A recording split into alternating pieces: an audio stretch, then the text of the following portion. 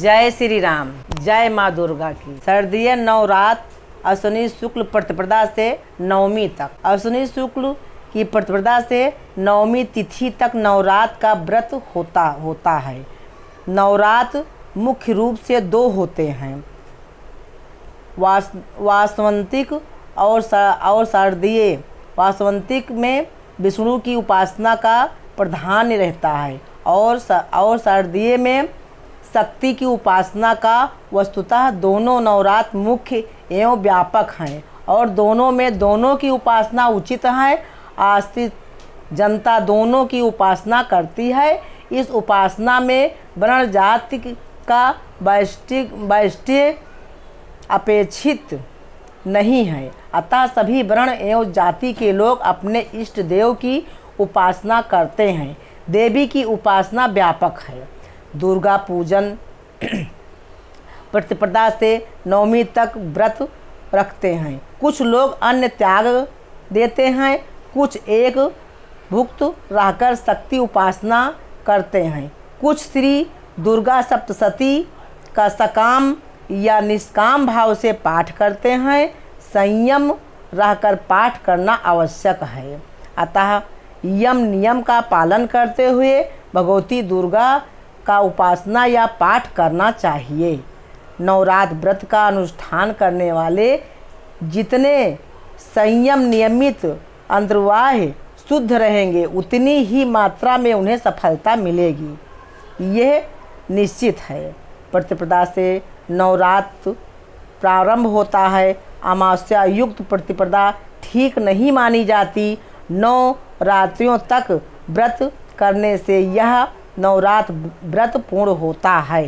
तिथि की हास्य वृद्धि से इसमें न्यूनाधिकता नहीं होती।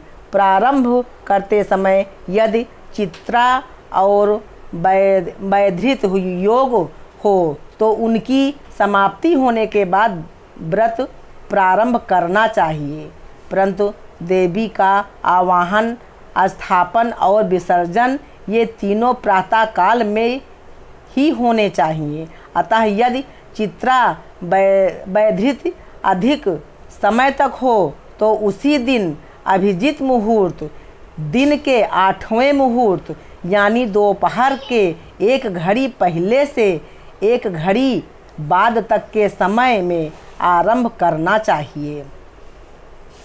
आरंभ में पवित्र स्थान की मिट्टी से वेदी बनाकर उसमें जौ गेहूँ बोएं, फिर उनके ऊपर अपनी शक्ति के अनुसार बनवाए गए सोने, तांबे आदि अथवा मिट्टी के कलश को विधि पूर्वक स्थापित करें। कलश के ऊपर सोना, चांदी, तांबा, मृत्तिका, पाषाण अथवा चित्रमयी मूर्ति की प्रतिष्ठा करें।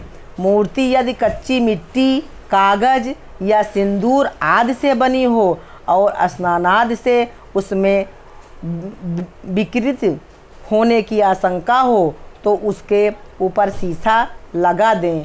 मूर्ति ना हो तो कलश के पीछे स्वास्तिक और उसके दोनों पार्श्वों में त्रिशूल बनाकर दुर्गा जी का चित्र, पुस्तक तथा शालग्राम को विराजित कर विष्णु का पूजन करें।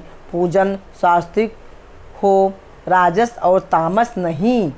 नवरात्र व्रत के आरंभ में स्वास्तिक वाचन, शांति पाठ करके संकल्प करें और तब सर्वप्रथम गणपति की पूजा कर मातृका, लोकपाल, नवग्रह एवं वरुण का सविधि पूजन करें। फिर प्रधान मूर्ति का खंडोपचार पूजन करना चाहिए।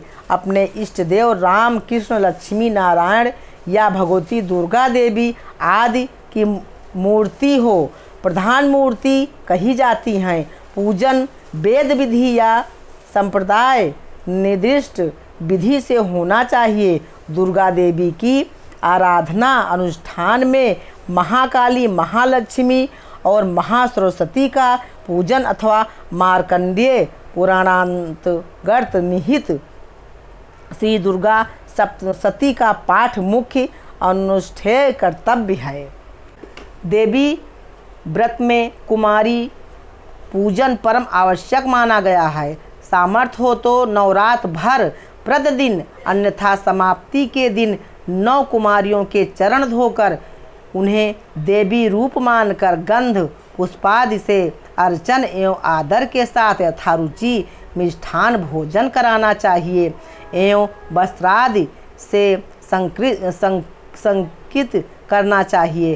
शास्त्रों में आया है कि एक कन्या की पूजा से ऐश्वर्य की 2 की पूजा से भोग और मोक्ष की, 3 की अर्चना से धर्म अर्थ काम, त्रिवर्ग की 4 की अर्चना से राजपद की, 5 की पूजा से विद्या की, 6 की पूजा से खटकर्म सिद्धि की, 7 की पूजा से राज की, 8 की अर्चा से संपदा की और 9 कुमारियों कन्याओं की पूजा से पृथ्वी के प्रभुत्व की प्राप्ति होती है।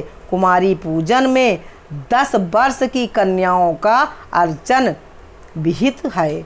10 वर्ष से ऊपर की आयु वाली कन्या का कुमारी पूजन में वर्जित किया गया है। 2 वर्ष की कन्या कुमारी, 3 वर्ष की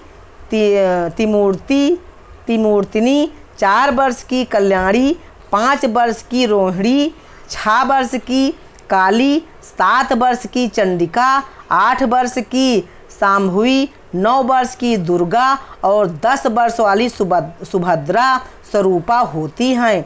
दुर्गा पूजा में प्रतिदिन का वैष्णव रहना चाहिए। प्रतिपदा को केश संस्कारक द्रव्य, आंवला, सुगंधित तेल आदि केश प्रसाधन संभार, द्वितीया को बाल बांधने गूंथने वाले रेशमी सूत फीते आदि, तृतीया को सिंदूर और दर्पण आदि, चतुर्थी को मधुपर्क तिलक और नेत्रांजन, पंचमी को अंगराग चंदनादि एवं आभूषण, षष्ठी को पुष्प तथा पुष्पमालादि समर्पित करें। सप्तमी को ग्रह मध्य पूजा, अष्टमी को उपवास पूर्वक पूजन, नवमी को महापूजा और कुमारी पूजा करें। दशमी को पूजन के अनंतर पाठकर्ता की पूजा कर दक्षिणा दें एवं आरती के बाद विसर्जन करें। श्रवण नक्षत्र में विसर्जनांग पूजन प्रस्त कहा गया है। 10 मास हवन तर्पण मार्जन और ब्राह्मण भोजन कराकर व्रत की समाप्ति करें। इसी विधि से नवरात्र का व्रत करना चाहिए। जय श्री राम, जय माता की।